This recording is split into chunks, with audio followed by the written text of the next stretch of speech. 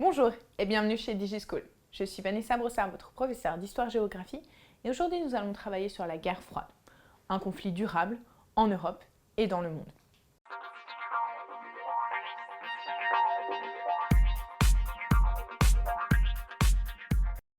La guerre froide, c'est la division du monde entre deux blocs, le bloc occidental d'une part et le bloc oriental d'autre part. Alors, le bloc occidental, il est composé des États-Unis, qui est leur grand chef, mais également de tous ses alliés, principalement des pays de l'Europe de l'Ouest notamment. Les États-Unis vont créer des organisations, telles que des organisations économiques, comme l'OECE, qui est chargée de distribuer les aides du plan Marshall, permettant la reconstruction des pays après la Seconde Guerre mondiale, mais également l'OTAN, l'organisation du traité de l'Atlantique Nord, qui est une organisation militaire.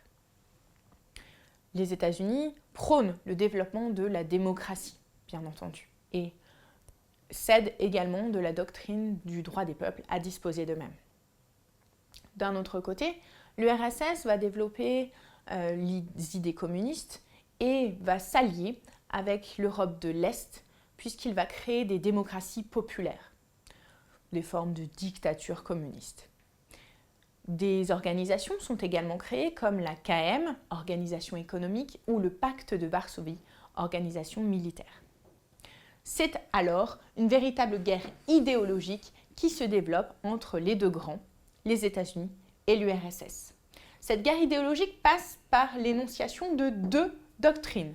La doctrine Truman, qui est la doctrine américaine, puisque Truman est le président des États-Unis, énonce le développement de la démocratie et la doctrine du containment, c'est-à-dire le fait d'essayer de limiter le développement du communisme dans le monde.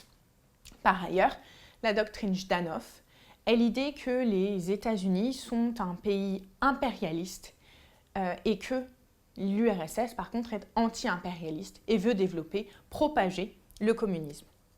Les deux grands ne peuvent pas s'affronter directement. Tous deux possèdent l'arme nucléaire. Cette arme nucléaire joue ainsi le rôle de dissuasion.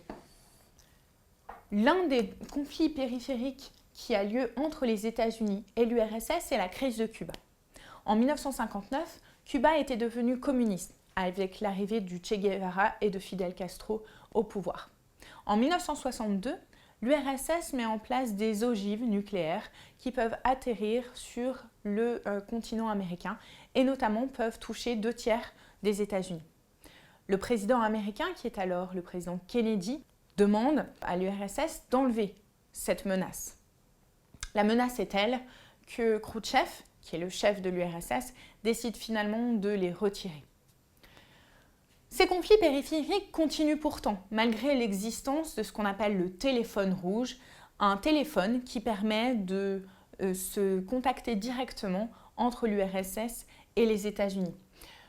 Le conflit au Vietnam, qui dure de 1964 à 1973, qui aboutit à l'échec total des États-Unis et le développement du communisme au Vietnam, mais également le conflit en Afghanistan, où les communistes essayent de développer leur idéologie de 1979 à 1989 et où les États-Unis arment notamment les talibans.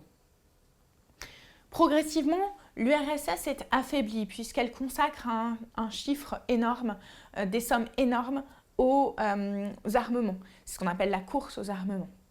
L'URSS est donc affaiblie. Ce sont les États-Unis qui sont en passe de gagner cette guerre idéologique. Merci d'avoir regardé cette vidéo. N'hésitez pas à regarder les autres vidéos d'histoire-géographie et à bientôt chez DigiSchool.